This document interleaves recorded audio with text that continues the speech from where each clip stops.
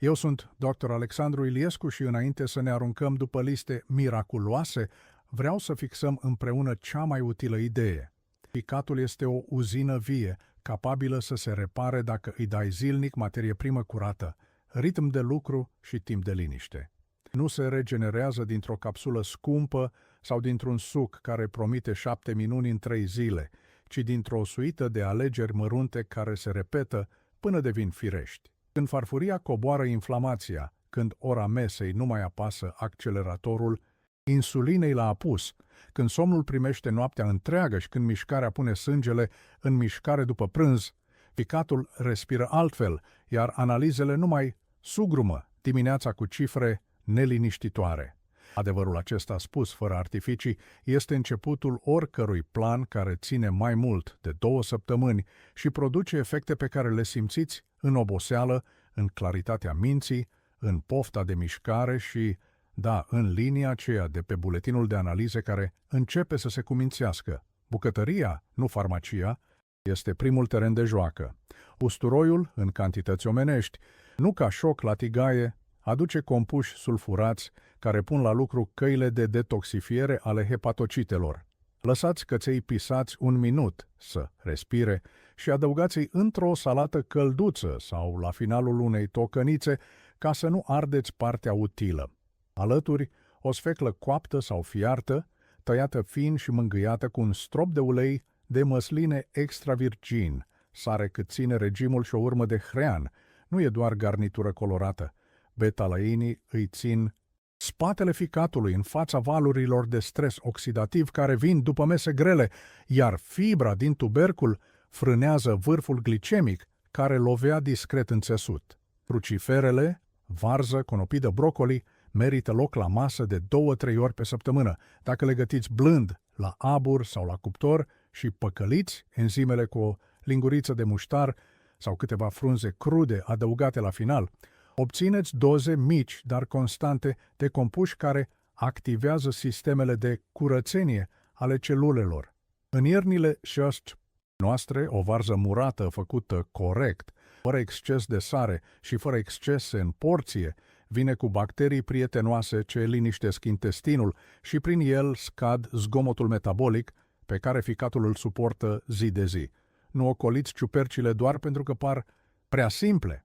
Pleurotusul tras la tigaie cu un fir de ulei la final, hribii reînviați într-o supă curată, șampinionul aruncat într-o tocăniță cu ceapă călită blând, toate aduc apă structurată, puțină proteină, fibre și un strop de glutațion. Gata, ambalat. Pe aceeași linie, avocadoul, de 2 ori pe săptămână, nu zilnic, face echipă cu uleiurile bune din restul farfuriei. Mononesaturatele îi ung membranele hepatocitelor, fibrele îi temperează glicemia, iar vitaminele liposolubile din salată prind mașină, ca să ajungă unde trebuie. Condimentele inteligente folosite în mâncare reală potențează tot tabloul, curcuma în orez sau în supe, un vârf de piper negru și o urmă de grăsime. Nu face magie, dar reduce încet flacăra inflamației, ghimbirul felii subțiri, adăugat într-o infuzie călduță după prânz, mută atenția stomacului de la reflux și așează o digestie liniștită. Rozmarinul, cimbrul, oreganoul pun polifenolii la treabă fără reclame. În timp ce farfuria se așează, programul dă tonul. Cina cu 3 ore înainte de somn este o bară de protecție pentru ficat și pentru somn. Nu e pedeapsă, e igienă. Porțiile care încap în stomac, fără să ceară o siestă în fotoliu, sunt mai prietenoase decât farfuriile care strălucesc pe masă. Desertul mutat la prânz se digeră cu pașii de după masă. Nu se lipește de noapte ca un nod care îngreunează trezirea. 20 de minute de mers alert după prânz nu ard doar calorii, ci reduc vârful de glucoză care altfel se plimbă prin sânge, cerând ficatului să transforme excesul în depozit. E o plimbare care spală, nu doar dezmorțește. Hidratarea blândă, cu înghițituri la 60 și 90 de minute și lichide la temperatura camerei sau călduțe, ține sângele curgător fără să ciocnească rinichiul și fără să aprindă refluxul. Paharele mari aruncate seara pe gât aduc nocturie și o noapte tăiată în bucăți, iar un ficat obosit nu repară nimic în bucăți. Uleiul de măsline extra virgin merită un loc separat în minte, nu-l aruncați primul în tigaie, unde își pierde sufletul, ci picurați-l crud la final peste legume, pește, fasole bătută sau o salată de varză. 2 lingurițe pe zi, constant, bat orice cură ocazională cu sticle scumpe. În același spirit, nu demonizați grăsimile bune. O porție de pește gras, somon sau macrou, de 2 ori pe săptămână, nu e lux. E infrastructură pentru membranele celulare și pentru semnalizarea antiinflamatoare. Câțiva sâmburi de nucă la prânz hrănesc ficatul mai bine decât un baton fitness cu zahăr și siropuri ascunse. Fibrele reale, linte, năut, fasole, ovăz, legume multe, frânează curba glucozei, hrănesc microbi prietenoși și reduc endotoxemia metabolică, acel fum care se revarsă în ficat când intestinul e lăsat gol de lucruri vii. Există și capcane elegante care se prezintă drept scurtături. Sucurile detox, hiperdulci, trântesc fructoză pe ficat exact când acesta cere pauză. Clipa de energie este taxa care vine pe cardul de noapte sub forma refluxului și a somnului superficial. Siropurile groase pentru ficat sunt, prea des, zahăr cu etichetă de promisiune, alcoolul, doar un pahar roșu că e bun, nu-și schimbă chimia la apus. Ficatul nu negociază cu povestiri, ci cu mililitri și cu pauze reale. Dacă alegeți vin, păstrați-l la prânz și alternați fiecare pahar cu 2 înghițituri lente de apă. Păstrați zile întregi fără alcool, nu pauze de 2 ore. Cafeaua poate fi prieten, dar nu pe stomacul gol și nu târziu, mutată după un mic dejun simplu, fără zahăr. Își arată fața bună fără să aprindă refluxul. Somnul este reparația capitală. Ficatul nu poate lucra la recepție dacă electricianul a oprit curentul la fiecare oră. O cameră ușor răcoroasă, fără alcool la apus, fără ecrane în ultima oră, fără cină târzie, aduce un end day generos, în care hormonii își țin ritmul și în care ficatul își face liniștit treburile. Dacă vă treziți cu gust amar și cap greu, priviți cu sinceritate seara trecută. A fost desert după 20 kWh, a fost un pahar ca să meargă somnul, a fost ecran aprins lipit de pernă? De multe ori, răspunsul e acolo, iar corecția se face în oră, nu în gramaj. În diminețile bune, un mic dejun cu proteină modestă, ou fiert moale, brânză proaspătă, iaurt simplu și o culoare vie din legume sau fructe mai acrișoare aprinde metabolismul fără vârfuri, în timp ce 2-3 înghițituri de apă călduță, băute așezat, spun stomacului și ficatului că ziua începe, nu se apără. Pentru cine vrea un traseu pe care îl poate ține fără să numere obsesiv, 2 săptămâni sunt suficiente să vedeți primele linii. Dimineața, 2-3 înghițituri calde, respirație pe nas, un mic dejun cu proteine și legume, cafeaua mutată după mâncare. La prânz, o supă curată, crucifere în farfurie, o plimbare de 20 de minute în ritmul propriu. După amiază, dacă apare foamea, o gustare simplă, măr acrișor cu o bucățică de brânză, câteva nuci, un morcov, nu o prăjitură, mică. Seara, cină de vreme, fără prăjeli și fără siropuri de detox, încheiată cu un ceai călduț, nu cu pahar rece ca să sting. În fiecare zi, o linguriță 2 de ulei de măsline crud la final de farfurie, nu la începutul tigăii.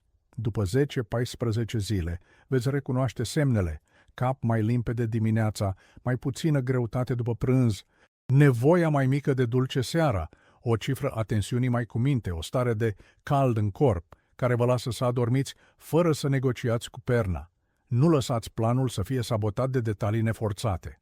Un reflux nerezolvat rupe somnul și aduce la pachet un ficat care lucrează prost noaptea. Mutați cina, ridicați discret capul patului, faceți pașii de după prânz și negociați cu medicul dacă aveți nevoie, pentru o vreme, de o susținere ghidată. O constipație cronică ține fumul în casă. Fibrele, apa, la timp și mersul rezolvă mai mult decât orice ceai agresiv. O gură uscată constant cere verificarea medicamentelor care scad secrețiile. O schimbare de oră de administrare îmbunătățește uneori direct somnul și indirect ficatul. Nu vă comparați cu vecinul. Ficatul fiecăruia are istoria lui, iar ritmul rămâne universal. Puțin, corect, la timp, repetat. Dacă vă întrebați cum intră toate acestea în viața de zi cu zi fără să vă răpiți bucuria mesei, soluția este să vă scrieți pe frigider 3 rânduri în fiecare zi ce alimente prietene au intrat în farfurie, la ce oră a fost cina, câți pași ați făcut după prânz. În ziua a 5-a veți vedea deja legături, seriile simple, și de vreme înseamnă dimineți cu cap limpede. Timidele plimbări după prânz reduc pofta de dulce seara. Lingurița de ulei crud peste legume vă lasă cu sațietate fără plumb. Din clipa în care vedeți aceste linii în scrisul dumneavoastră, nu mai aveți nevoie de convingeri, aveți dovadă. Dacă simțiți că vi se potrivește această inginerie blândă a farfuriei și vreți un plan pe 14 zile cu ore prietenoase, gramaje orientative și schimburi simple pe care să le respectați fără chin, abonați-vă și spuneți-mi în comentarii unde vă doare cel mai des. Oboseală după prânz, poftă de dulce seara, analize hepatice încăpățânate, reflux care vă rupe somnul sau lipsă de idei pentru prânz. Cu 2-3 detalii despre programul vostru, vă trimit o schemă clară, adaptată, pe care o puteți începe mâine dimineață fără să vă certați cu frigiderul. Când vorbim despre ficat care se regenerează, de fapt vorbim despre un țesut care știe să-și repare liniile de producție dacă presiunea scade, dacă materiile prime sunt potrivite și dacă ritmul zi-noapte e respectat. Hepatocitul e o celulă harnică, dar sensibilă la haos. Valurile de glucoză de la serii târzii, alcoolul mic repetat, grăsimile arse în tigaie, sucurile care împing fructoza direct în conductele lui și nopțile rupte de ecrane, îl pun pe modul de stocare, nu de curățenie. De aceea, tot ce puneți în farfurie dimineața, prânz și seară, își cântă efectele nu doar prin gust, ci prin felul în care ficatul împarte energia, produce bila, detoxifică și decide dacă ceea ce rămâne devine rezervă sau fum metabolic. Când mutați centrul de greutate al zilei spre lumină și puneți cald simplu de vreme în seară, când îmblânziți focul de la aragaz și lăsați uleiurile fine să intre crud la final, când puneți pașii după prânz și apa curge în înghițituri mici pe parcurs, ficatul nu mai lucrează cu alarma pornită, ci cu muzică de fundal, iar semnele se văd acolo unde nu v-ați așteptat, pielea mai liniștită, capul mai limpede la prânz, pofta de dulce mai mică seara, dimineți fără gust amar. Un mic dejun care ajută cu adevărat nu arată ca o vitrină de patiserie, ci ca o masă prietenoasă cu glicemia și cu refluxul, o proteină modestă care să aprindă ficatul fără să-l încarce, o fiert moale, iaurt simplu, brânză proaspătă în porții mici, o culoare vie, din legume sau fructe mai acrișoare puse de vreme, nu sucuri care iau frâna fibrei, 2-3 înghițituri de apă călduță băute, așezate înainte de orice, și cafeaua mutată după mâncare, neîndulcită, fără lapte în exces, dacă observați că vă crește balonarea sau pofta de dulce. Un prânz care spală în loc să ardă are adesea o supă curată la început, legume crucifere gătite blând și o sursă de proteină fără crustă arsă, tocăniță de ciuperci cu usturoi lăsat să respire 1 minut, pește la cuptor uns cu un fir de ulei abia la final, năut sau linte în sos de roșii cu curcuma și cimbru. Dacă simțiți nevoia de ceva bun, puneți desertul aici, nu l-a apus, și mergeți 20 de minute după masă ca să lăsați glucozei un loc de muncă în mușchi, nu în depozite. Seara farfuria este deliberat mai simplă, legume gătite blând, o supă ușoară, puțină proteină dacă foamea o cere, fără prăjeli, fără sosuri grele, fără recuperări de lichide cu gheață și fără alcool care promite somn și aduce reflux. Câteva înghițituri calde în loc de cana mare, o oră fără ecrane înainte de pat și o cameră ușor răcoroasă fac mai mult pentru regenerare decât orice supliment de noapte. Tehnica la aragaz joacă un rol mai mare decât pare. Uleiurile fine, precum cel de măsline extra virgin, își păstrează polifenolii când intră la final, crud, peste legume sau peste pește, nu când fumegă în tigaie până devin amărui. Grătarul, în dungi, arată bine, dar dă compuși pe care ficatul îi categorisește drept problemă, iar pielea îmbibată de fum nu este un compliment pentru receptorii voștri. Coacerea la temperatură moderată, fierberea blândă, aburul, cuptorul cu un strop de apă în tavă, toate aceste gesturi scad sarcina oxidativă a mesei. Curcuma își cântă partitura discret, dar cere un vârf de piper negru și o urmă de grăsime ca să fie auzită. Ghimbirul în felii subțiri în infuzie liniștește digestia, rozmarinul și cimbrul reduc nevoia de prăjel pentru gust. Trucul nu este să schimbați complet bucătăria, ci să vă îmblânziți focul, să mutați uleiul crud la final și să înlocuiți crusta arsă cu rumenitul blând. Distribuția carbohidraților face, la rândul ei, diferența dintre ficat gras, alimentat în tăcere, și non-ficat învățat să ardă elegant. Zaharurile lichide, indiferent că vin din sucuri de fructe stoarse acasă sau din băuturi naturale frumos etichetate, intră în ficat pe ușa din spate, sub formă de fructoză, fără frâna fibrei și fără semnal de sațietate. Rezultatul este un trafic intern care umflă depozitele de grăsime în hepatocite. Fructele întregi, mestecate, plasate de vreme și puse lângă proteine sau grăsimi bune, se comportă altfel. Porțiile mici de fructe uscate sunt acceptabile ca accent la prânz, nu ca cină mascată în fața televizorului.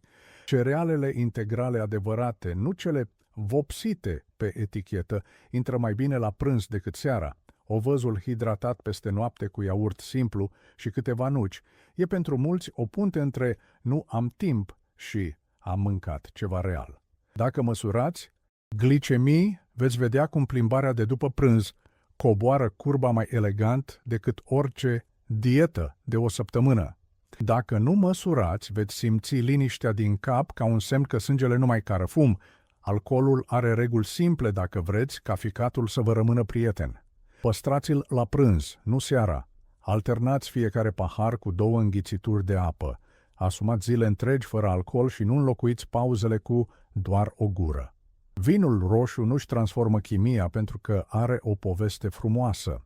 Ficatul nu negociază cu poezie, negociază cu mililitri și cu timp. Cafeaua, în schimb, poate fi aliat dacă nu vine pe stomacul gol și dacă nu aprinde refluxul.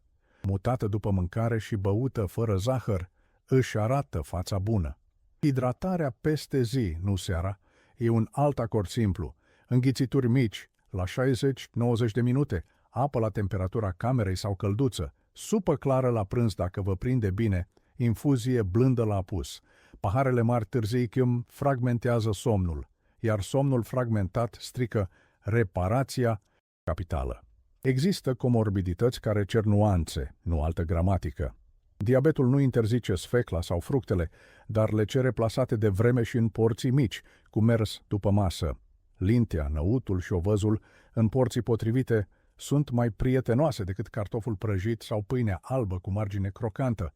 Fără vezică biliară, toleranța la grăsimi poate fi capricioasă. Porționați uleiurile, evitați prăjelile, gătiți blând și vedeți ce cantitate vă lasă fără crampe. Boala renală cronică vine cu restricții de potasiu sau fosfor. Acolo planul se scrie cu medicul, nu cu internetul, dar principiul cald, simplu, de vreme, rămâne valabil. Anticoagulantele și antiagregantele nu se iubesc cu șoturi concentrate de ghimbir sau curcuma. Condimentele în mâncare reală sunt alt film decât extractele tari, iar dacă doriți suplimente, luați decizia împreună cu medicul. Grapefruitul se ceartă cu anumite medicamente. Dacă vă place, întrebați explicit, nu ghiciți. Hipertensiunea răspunde bine la mers, la somn bun și la sare cumpătată. Supa clară făcută acasă, cu legume reale și fără cuburi pline de sodiu, e o soluție care nu împinge tensiunea în sus. Când mâncați în oraș, nu aveți nevoie de martiriu, aveți nevoie de 3 alegeri elegante. Întâi, cereți o supă curată sau o salată cu varză roșie, măr, acrișor și nuci, apoi alegeți un pește sau o carne gătită fără crustă arsă, cu legume la abur sau la cuptor. La final, uleiul de măsline îl cereți separat ca să-l adăugați crud. Dacă vi se oferă desert, transformați-l în gust de prânz și împărțiți-l. La cină, lăsați-l pentru altă zi. Cereți apă la temperatura camerei sau caldă, nu cu gheață, din oficiu.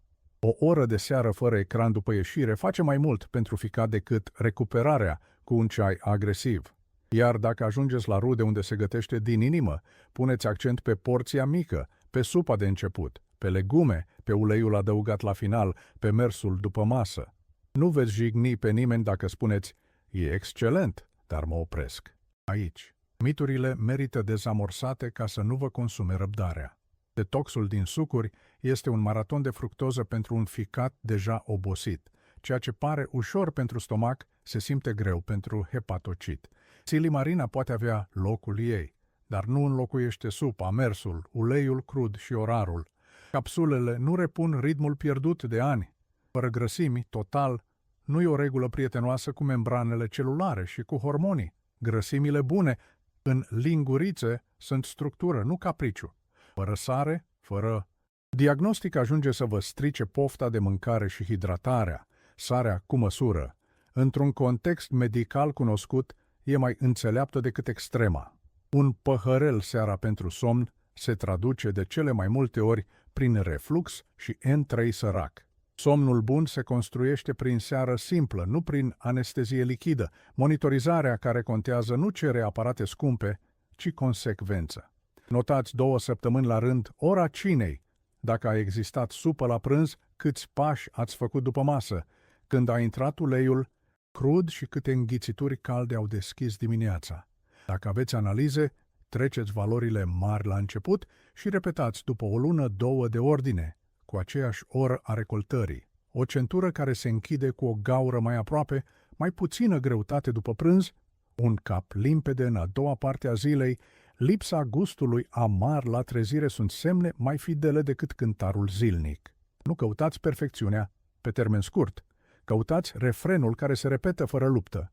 Și amintiți-vă că ficatul nu iubește surprizele, preferă aceeași supă curată de 3 ori pe săptămână, același pas de 20 de minute, aceeași linguriță de ulei crud la final, aceeași oră de stingere a luminii, acel pahar mic de apă călduță băut așezat dimineața, acel nu blând pentru sucurile dulci la apus, acel da calm pentru crucifere gătite cu grijă.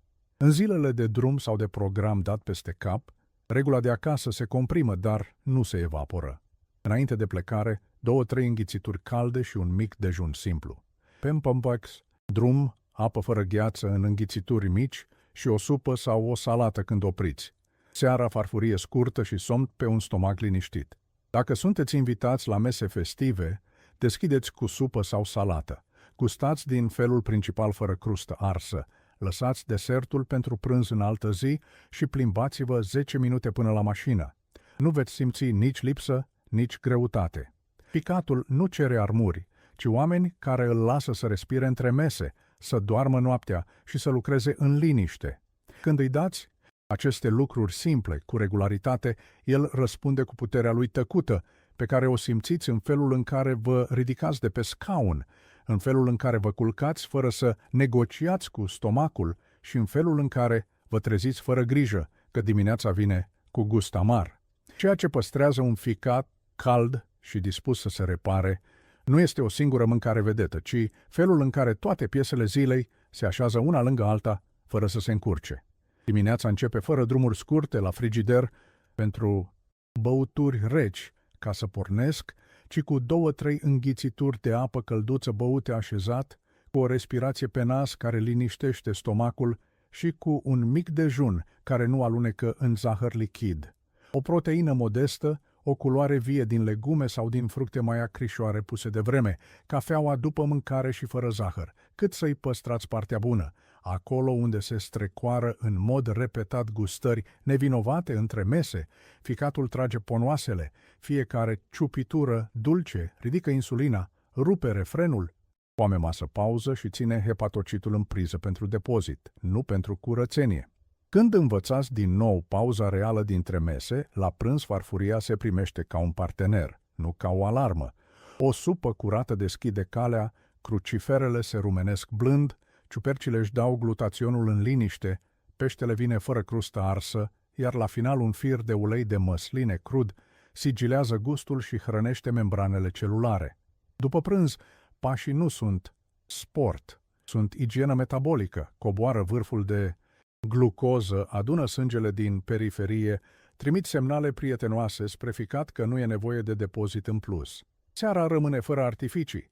Cina de vreme, porții care încap, 0 prăjeli, 0 siropuri, 0 recuperări de apă cu gheață, doar câteva înghițituri calde, o cameră ușor răcoroasă, o oră fără ecrane înainte de somn. Când așezați această coregrafie timp de 14 zile, vi se pare banală în ziua 1 și indispensabilă în ziua 14. Nu există ficat care să ignore stresul cronic. Nu îl măsurați în ședințe, ci în nopți scurte, mese pripite, ecrane până la adormire, sucuri de energie și alcool de liniștit. Cortizolul zilnic aprinde pofta de dulce seara, iar dulcele aprinde ficatul. Când rupeți lanțul prin 3 gesturi simple, mers după prânz, lumină reală dimineața, ecrane stinse de vreme, libidoul glucozei scade, foamea de zahăr se liniștește, iar ficatul primește, în sfârșit, pauza din care își face reparațiile. Nu veți simți miracol, veți simți normalitatea aceea discretă în care nu mai aveți căderi bruște la ora 16 buoro, nu vă mai ține burta după fiecare masă, nu vă mai treziți cu cap greu. Pe acest teren, alimentele vedetă ajung să-și arate calitățile. Usturoiul nu mai deranjează stomacul dacă intră gătit blând. Sfecla nu vă împinge glicemia dacă e felie pe farfurie, nu pahar în mână.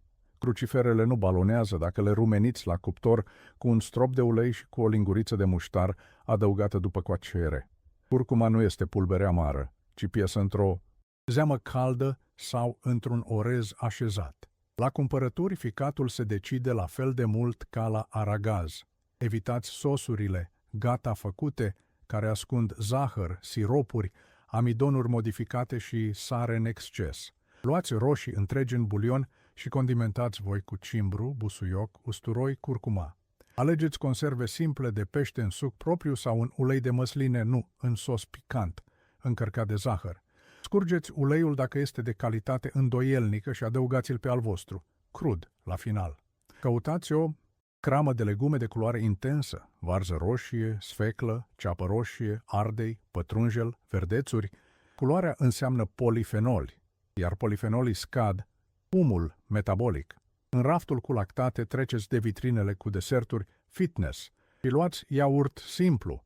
Dacă îl vreți prietenos, adăugați acasă nuci, scorțișoară, felii de măr acrișor. În pâine, căutați ingredientele scurte și dovedibile. Dacă nu recunoașteți jumătate din etichetă, nu e pâinea potrivită pentru un ficat care vrea liniște. Nu!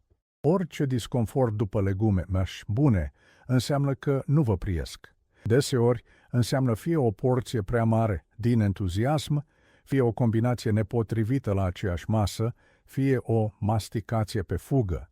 Cruciferele, de pildă, coboară foarte bine dacă împrieteniți farfuria cu câteva linguri de orez integral sau cu o felie mică de pâine cu maia, dacă se rumenesc blând și dacă nu vin lângă prăjeli. Ciupercile nu vă vor sprijini dacă sunt înnecate în ulei încins. Au deja apă în structura lor, iar focul mare le forțează. Sfecla, dacă lasă o greutate suspectă, e semn de cantitate, nu de cirău. Reduceți la o jumătate de cană. Usturoiul crud pișcă stomacul sensibil, dat la tigaie 2 minute într-o lingură de apă, cu uleiul adăugat după ce se răcorește, își păstrează sufletul fără să aprindă focul. Avocado aduce sațietate, dar un fruct întreg la cină mută seara în alt film. O jumătate la prânz, lângă o salată cu legume, e măsura prieteniei. Există oameni la care ficatul vorbește prin piele, mâncărimi difuze, erupții încăpățânate, o vreme în care orice detergent pare dușman. Nu înseamnă în mod automat boală hepatică, dar pot semnaliza un teren metabolic încărcat sau o bilă leneșă. Acolo, supa clară la prânz, uleiul crud la final, mersul de după masă și cină de vreme fac uneori mai mult decât 1000 de creme. Vitamina D ținută în interval, câteva nuci braziliene pe săptămână, pentru seleniu, nu zilnic, să nu treceți în exces. Zincul din semințe de dovleac și din leguminoase, toate acestea pun Pe picioare un sistem care lucrează pentru piele din interior. Nu căutați scurtături. Dacă pruritul e sever, dacă apar icter, urină închisă la culoare, scaune decolorate, trebuie consult și analize. În rest, ritmul vindecă. Când viața vă scoate la drum, luați regula de acasă și o micșorați, nu o abandonați. Mic dejun simplu înainte de plecare, 2-3 înghițituri calde, cafeaua după. În mașină, apă fără gheață în înghițituri, nu 1 litru dintr-o dată. La prânz, supă și un fel principal fără crustă arsă, de preferat cu legume la cuptor. La cină, o farfurie scurtă și de vreme, somn cu stomacul liniștit. La hotel, nu vă lăsați cuceriți de bufetul dulciurilor seara. Dacă vreți răsfăți, mutați-le la prânz și mergeți după. Ficatul contabilizează mililitri și ore, nu povești cu final fericit. El mulțumește rapid când îl scutiți de surprizele de la apus. În vizite nu e nevoie să țineți discursuri. Puneți polonicul în supă, alegeți legumele, ungeți cu ulei crud abia la final. Gustați din felul principal. Lăsați desertul pentru la prânz în altă zi, plus 10 minute de plimbare, ca să mai vorbim. Învățarea corpului se vede în mici detalii. Ziua în care v-ați culcat de vreme vine cu o trezire fără gust amar. Ziua în care ați pus supă la prânz, lasă în urmă o după amiază fără cap greu. Ziua în care ați mers 20 de minute după masă, tăiați pofta de dulce la apus. Ziua în care uleiul de măsline a intrat crud peste legume, v-a lăsat sătui fără plumb în stomac. Din 10 asemenea zile, în 2 săptămâni, 9 reușite cântă mai tare decât una ratată. Când vă scapă o seară, nu apăsați butonul de G-Sport, reparat cu sucuri și siropuri, reînnodați coregrafia a doua zi de dimineață, înghițituri calde, mic dejun simplu, supă la prânz, pași după masă, cină de vreme. Asta e regenerarea în viața reală. Nu o linie perfectă, ci o medie care urcă pentru că refrenul se repetă. Pentru cei cu medicație complexă, nu e nevoie de frică, ci de dialog. Anticoagulantele, antiplachetarele, antihipertensivele, anumite antidepresive schimbă jocul la nivel de detalii. Porții, ore, interacțiuni, aliment-medicament. Grapefruitul rămâne un fruct problematic pentru multe molecule. Curcuma concentrată și ghimbirul shot se bat cu sângele subțiat. Fibrele reale pot amortiza absorpția unor pastile dacă sunt înghesuite în aceeași oră. Soluția nu e fără, ci cu cap. Mutați ce trebuie, păstrați restul, țineți aproape medicul. Ficatul va aprecia mai mult un program coerent decât o listă lungă de interdicții pe care nu le ține nimeni. Dacă vă întrebați cum să măsurați progresul fără să trăiți cu acul în venă, priviți 3 instrumente ieftine: centura, somnul, energia de prânz.